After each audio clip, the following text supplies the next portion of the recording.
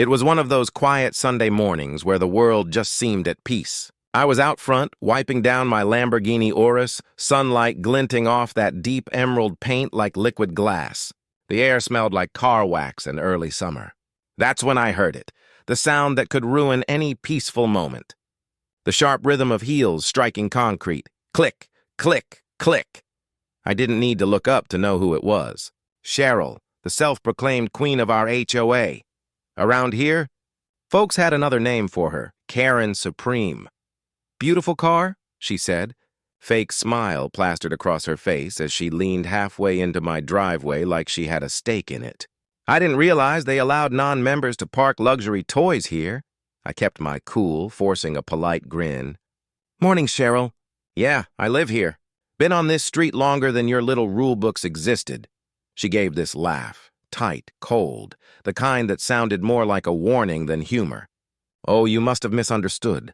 Belonging here isn't just about having an address. It's about fitting in." Then she started circling the car, slow and deliberate, like a hawk sizing up prey. "You know," she said suddenly, "I've always wanted a Lamborghini. But considering how community-minded I am, it'd only be fair if you sold it to me. Say for $1. She smiled wider. Symbolic, really. It'd look better under my care. I blinked. "You want to buy my $250,000 SUV? For $1? She crossed her arms. "Technically, it's a depreciating asset," she said, all matter of fact, like she was teaching me something. "And HOA guidelines discourage such ostentatious displays. So, either transfer ownership or move it out of sight." I couldn't hold it in this time. I laughed, not politely. "You can file whatever complaint you want, Cheryl." "This car's not moving an inch." Her jaw tightened, her eyes hard. "That's non-compliance," she hissed. "I'll be forced to escalate this." "Escalate what?" I asked, tossing the microfiber towel onto the hood. "Your imagination?" She spun around and marched off, muttering something about entitled men and ungrateful neighbors. I figured that was the end of it. I couldn't have been more wrong. Later that afternoon, I spotted her standing on the sidewalk, clipboard in one hand, phone in the other, snapping photos of my car like she was collecting evidence. Then she started pacing back and forth, talking animatedly into her phone and pointing toward my house. 15 minutes later, I heard sirens. Blue and red lights danced across my driveway as 2 patrol cars rolled up. My gut tightened. One officer stepped out, hand resting casually near his holster. "Sir, we got a call about a possible stolen vehicle on this property. You mind explaining?" I glanced past him and, sure enough, there she was. Cheryl, standing smugly behind the fence, arms folded, wearing that satisfied smirk of someone who thought she'd already won. I took a slow breath. "Yeah, officer. I can explain everything." He looked between me and the car, cautious, reading the situation. "This woman reported that you have a stolen luxury vehicle," he said carefully. "Claims you've been parking it illegally and refusing to comply with HOA property regulations." A short, nervous laugh escaped me. "Wait, she called this in? That's my car. I've got the title, registration, insurance, and about 100 pictures of me with it since the day I bought it." Behind him, Cheryl stepped forward like a prosecutor on a courtroom show. "Officer, he's lying.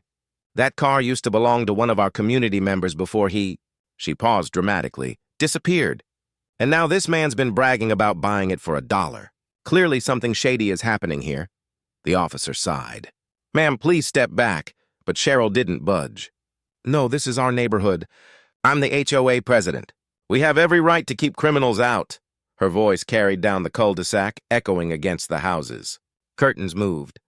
Neighbors peeked out their windows. A few came onto their porches, phones already recording. I handed the officer my registration and title. "Here. Purchased 3 years ago, paid in full. You can check the VIN." He nodded and handed the papers to his partner, who crouched by the windshield to read the VIN plate, radioing it in. Meanwhile, Cheryl hovered nearby, still running her mouth. "You can fake documents," she said. He could have printed that online. He's always revving it up too loud, probably modified illegally. Definitely breaking HOA decibel rules. The first officer finally looked up from the paperwork, patience thinning. "Ma'am, please return to your property. We're verifying ownership." Her face turned crimson. "You don't understand. I've been trying to buy that car from him for community purposes, and for $1? I cut in. Her eyes went wide. The officer raised an eyebrow. Wait, she offered to buy it for $1. Cheryl's composure cracked. It was symbolic, for neighborhood harmony. Just then, the second officer's radio crackled. Vehicle registered to my full name. Clean record. Paid in full. No theft reports. The first cop turned to Cheryl, voice steady. Ma'am, everything checks out. Next time, maybe confirm your facts before calling 911, but Cheryl wasn't ready to let it go. He's lying. That's impossible. He must have bribed someone. Ma'am, the officer said sharply, if you keep making false reports, you could be charged. For a moment, silence blanketed the street.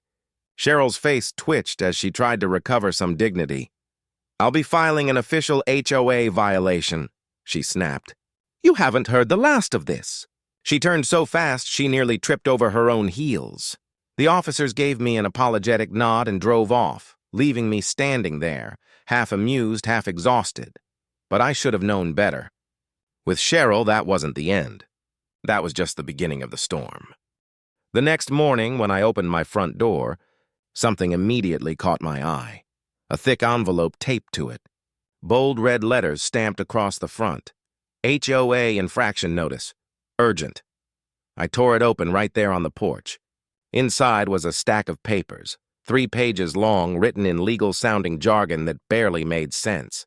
It accused me of using my Lamborghini as an unauthorized commercial display, running an illegal rental operation, and, my favorite part, verbally threatening a community representative.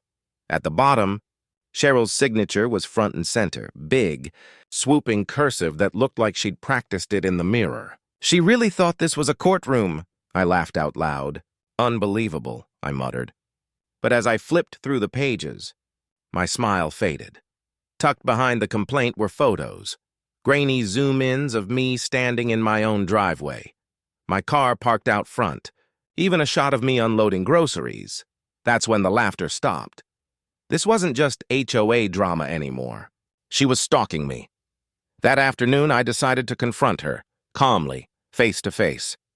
Maybe, just maybe, I could reason with her before this circus got worse. Her front yard looked like a command post. A folding table was covered in paperwork, binders stacked high, and her laptop open to what looked like HOA bylaws. Cheryl was sitting there like a general in battle mode. Cheryl, I said, stopping on the sidewalk. We need to talk. This harassment has to stop. She didn't even glance up. It's not harassment if it's community enforcement, she said flatly. Community enforcement? I repeated. You called 911 because I wouldn't sell you a car for $1. Now she looked up, that same fake smile spreading across her face. It's about respect, dear. You could have made this easy. Instead, you embarrassed me in front of law enforcement. I don't forgive public humiliation easily. My patience was wearing thin. You're weaponizing HOA rules, Cheryl. That's illegal. She leaned back in her chair, crossing her arms. Then sue me. You'll run out of money long before you get a court date. I took a deep breath. All right, if that's how you want to play it. Oh, it's already begun, she said with a smirk. I've reported your illegally modified vehicle to the city, and tomorrow night, we'll be holding a community meeting. Let's see how your neighbors feel about your little crime car. I just stared at her, disbelief flooding through me.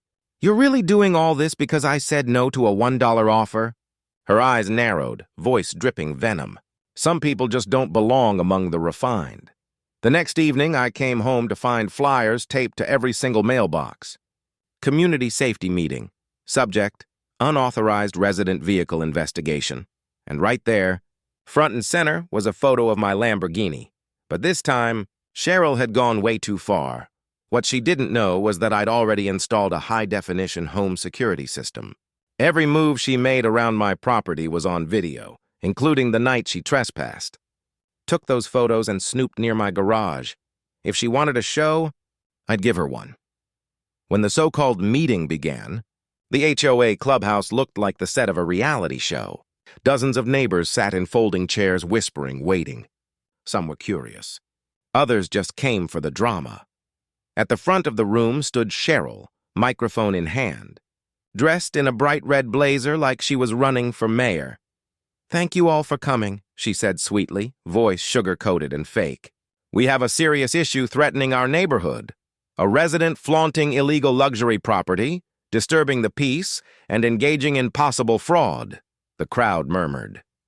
Everyone knew who she was talking about. She clicked a button on her remote, and the projector screen lit up with a photo of my Lamborghini, her prized snapshot from behind the hedges. That's when I stood up. "Cheryl," I said, walking toward the front. "You forgot to show the rest of the footage." Her smile froze. "Excuse me?" I held up my phone, then connected it to the projector. The screen flickered and suddenly a new video appeared, time-stamped security footage.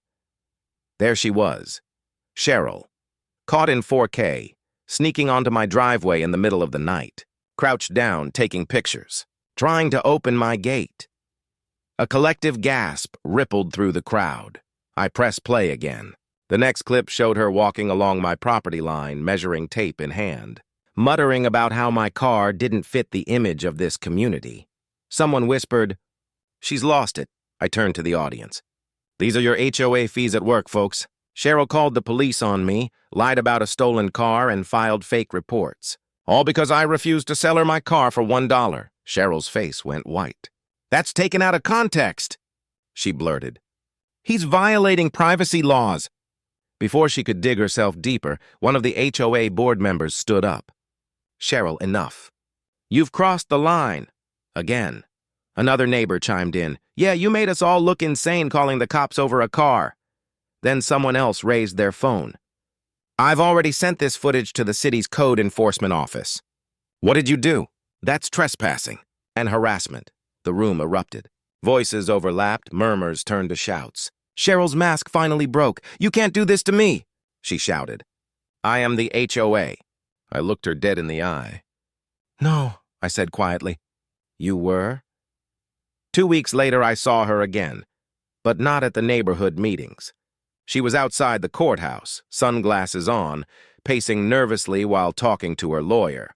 Turns out, filing false police reports, abusing HOA power, and spying on residents can have consequences. The officers she'd lied to had filed an internal report, and the city had taken notice. Not long after, Cheryl resigned as HOA president, right before being charged with obstruction and false reporting.